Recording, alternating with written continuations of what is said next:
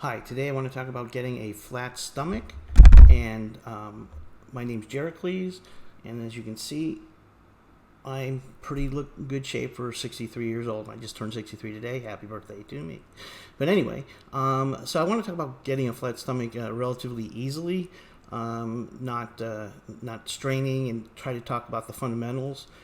Because a lot of people they put out this program, they put out to do this exercise, and really doesn't quite work that way. And everything needs to be sort of based upon your individual goals and desires, but and everyone's different. But I'll tell you a framework which you can work with, within you can work to get a flat stomach relatively easy. So I will show you right now my flat stomach. I just took that right now. And I just ate a heavy dinner, so it might be a little bloat there, but basically you can see overall it is a flat stomach. I have a waistline of 32 and a chest size of 48. So the three things obviously to get a flat stomach are: 1, exercise; 2, diet. By the way, for bodybuilder, diet's 90% of it, and we'll talk about that shortly. And the other thing is supplementation. So let's first talk about exercises, what you should and shouldn't do. Now, when a bodybuilder tries to get a flat stomach, they don't do a lot for their stomach. And the reason being is the more exercises you do, the not isometric exercises anyway, they build a bigger waistline. So you actually get thicker. Even though you might get more muscular, you get more thicker.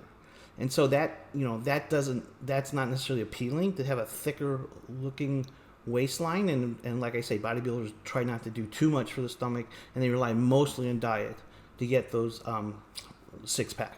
Now, the thing for the average person, you and I'm a power lifter or a power builder, whichever one you prefer to talk about, but I'm not that big in diet. So the things that I just cut out are fried foods, refined sugar. I try to cut my sugar back, but I really stay away from fried foods. To me, that's the number one thing I try to stay away from, because that just is the grease and the fried fat is really not good for you at all. And so that's the big one I stay away from. I also try to drink a lot of water, a lot of liquids, and that helps with helping your system, sort of removing the fat from the system. The other thing, so on the exercise thing, what I do is I do leg lifts. So I lie down flat on the floor or on a bench, and I lift my legs up about 8 to 12 inches, and I hold them there for like 20 seconds. If you're a beginner, maybe you hold them there for 10 seconds until you build up the tolerance, and you keep getting longer.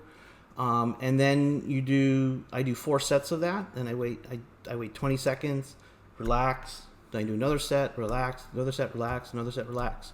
Now, as you get stronger, and I would hope your stomach starts getting stronger, the thing that you can do is you can either hold it up longer, but that doesn't, after a while, there's sort of diminishing returns. And what you can do is then sit on a bench and actually lift your legs off the floor and put like a dumbbell, on your ankles, sort of put your legs around, your feet around it, and you just lift it up about 8 inches off the ground while you're sitting on a bench, and you just lift it 8 inches off the ground. And that, if you do 5 pounds, 10 pounds, but eventually you can do more and more weight. And those are more like an isometric exercise, because an isometric exercise really does not build muscle. It builds sort of strength, and it sort of shapes and makes the muscle harder. So you have a harder looking six-pack stomach. So by doing more of an isometric type exercise as opposed to a typical power move like a bench or a curl, you're gonna get more hardened muscles and make those muscles more efficient, as opposed to necessarily growing it bigger. And that's a good thing, because when you don't want big muscles around your stomach, because they just make you look big. Even though you might get a ripped effect from it, your waistline is going to be big, and that really isn't a very good thing. Mostly for women, it's not a good thing, and for guys when you're wearing shirts and things, you want a slimmer waist. So to get a slimmer waist, you've got to be careful not to do these exercises you see everyone else doing, where there's a lot of movement involved, like sit-ups. Those things aren't really. And there's also problems doing sit-ups. Most people don't do it right. And so, what you do is you just focus on these leg lifts. You can do them at different angles on a board. You can add dumbbells make it harder. And those are the things you should do. And maybe you do, if you really want to really focus on your stomach, do maybe 4 sets of leg lifts, where you do it for 10 to 20 seconds and take a rest. And do it again for 10 to 20 seconds and do that 4 times. And then maybe you want to put a weight on it, or maybe you want to do it in a different angle. So you're doing it. You're on a board that's angled like this. As opposed to this way, it's angled this way. And so you would do leg lifts. You could either put your head up here and do the leg lifts down there, or put your head up here and do the leg lifts there. But though that would probably fall, so you probably have to do it head here and the leg lifts down there. So you can get creative in how you do it, but just, again, you want to focus more on these isometric exercises to build your stomach, and not those stomachs that involve a lot of movement, because the movement will be building the fast twitch and slow twitch muscles, and it'll make it more bulkier. And you don't want that. You want to take your existing muscle and harden it up, and that to do that you do some sort of isometric, and the one that most of the bodybuilders do, that is the one where you do leg lifts basically, and then you can take variations of that and put weight on your feet or whatever. But that's the exercise you should be focusing on.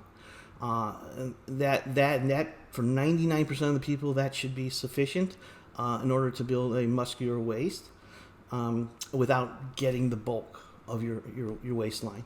The second thing is diet, and diet's really important. In fact, again, as I said earlier, bodybuilders, 95% of it is diet. For the average Joe, you and me, and powerlifters, really, I don't want I don't want a six-pack necessarily. If I did, I'd have to really diet, and to be really strong, you need a mix of muscle and fat. So I have to have a certain level of fat in order to maintain strong. So I just want a flat stomach. And again, I showed you earlier, it's a flat stomach that I've achieved.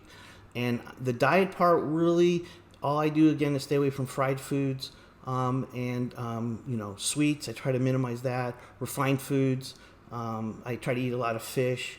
I try to be healthy as I can, but I'm not as healthy as a bodybuilder or someone who's 5% body fat. There's just no way I want to eat like that or enjoy life like that.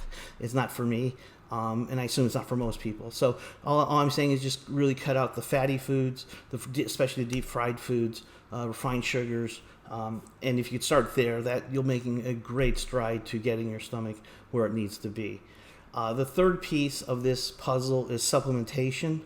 And that's sort of tricky, because I really have, the only supplements I know over the counter that sort of work are caffeine, because you want something that speeds up your metabolism. So anything that's speed based, like caffeine or some of these other over the counter products that speed up your system, so the other product that you can take orally is actually called MK677. And that's the one that you can take that actually acts similar to, and I've heard good stories about it. I haven't used it myself, but I've heard good stories. And that's the precursor to your body, helping your body generate growth hormone. So I think it's probably similar to the ghrelin that you're prescribed by a doctor. Now, you got to be careful where you order these peptides from, because MK677 is a peptide. What you got to be careful here, because there's quality issues and things. But I have consistently used a website called Proven Peptides, and they are proven very good. And I've gotten on time. There's never been an issue. The quality's always high, because because I've been doing this so long, I sort of feel the effects of it, at least on the SARMs that I get. I would definitely, you can go that route, so you can get the MK677, even though it's not fit for human consumption. It's still an experimental drug. A lot of people have already used it, and it doesn't seem like there's any any negative, but there's still experimentation going on it. But again, you can buy it legally. It's legal to own. It just says on the bottle, not for human consumption. So, don't, it's experimental. So, whether you want to use experimental or not, it's just a lot of people have tried it and haven't had an issue. Whether you do or not is up to you and your doctor, right? So, to get the supplementation other than caffeine, the only other recommendation I would do, get a prescription of ghrelin from your doctor, get HGH from your doctor. HGH is probably the best. Ghrelin from your doctor is probably the second best, or it's probably tied. You're tied for MK677. But MK67 is pretty easy to get. You just go online, go to Proven Peptides, the website, buy it, and you get it. And normally you probably take between 10 and 20 milligrams a day, and it'll tell you on the bottle how many milligrams per milliliter that it comes with. So you'll be able to figure that out, how much. So you probably want 10 to 20. You might want to start with 10 and then move up to 20, but that's about where you want to be with the SARM MK677. And I have heard good things about it. So those are the ways. Supplementation, it's either through these growth hormone or growth hormone stimulators, and caffeine and products that speed up your system like caffeine. Everything else I found doesn't really work. And I've tried a lot of things, and they really don't work that much, if at all. Even the ones that used to really work that were sold over the counter, they were speed-based, and they eventually were made illegal. So those type of products work. The exercise, we've talked about that, and we also talked about what type of exercise you should be doing in order to build the nice little six-pack, but yet keep your stomach tight. And not make it a massive stomach. And then, there's the diet is the probably most important thing. But again, if you're doing the supplementation with either these HGH simulators or HGH product, your diet won't be as critical. So that you should cut back on the fatty foods, fried foods for sure. And you cut back on bad fat, fried foods, and refined sugars, and you'll probably be okay. And you'll start seeing that, given that exercise to do, which are leg lifts, as well as trying to speed up your metabolism through running or walking fast or whatever. And those things in conjunction with each other will eventually get you to a flat stomach, probably within, I would say, 6 to 9 months if you keep regularly to it. If you're 20, 40 pounds overweight, it'll be longer. But if you're only like 10 to 15 or 10 to 15 pounds overweight, you'll be able to get a nice little tight stomach.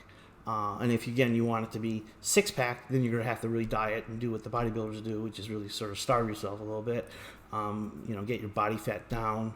Unfortunately, that's almost a lifelong commitment. These people that look like that, that's a lot of work to get there, to be honest. And I'm not in the mood to do that. So I just want to keep my stomach flat, and that's the best I do. So with that said, I appreciate this being able to talk to you and take you through the how to flatten your stomach. Thanks so much. Bye bye.